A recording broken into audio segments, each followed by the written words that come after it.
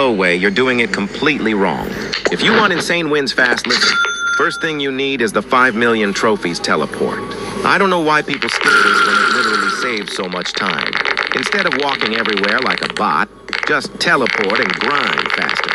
Next, when you hit it, claim the 15 million reward. That's where the grind really starts getting crazy. And if you really want big numbers, you need to be at least level 340 plus. That level gives you way better grinding power. So the setup is simple. 5M teleport, claim 15M, 340 plus level. That's it. After that, just lock in and grind hard for around 30 minutes. And I'm telling you, you do it right, you can go all the way to 500 million. 500 million. People always ask, how are top players getting so many wins? It's not hacks. It's not luck.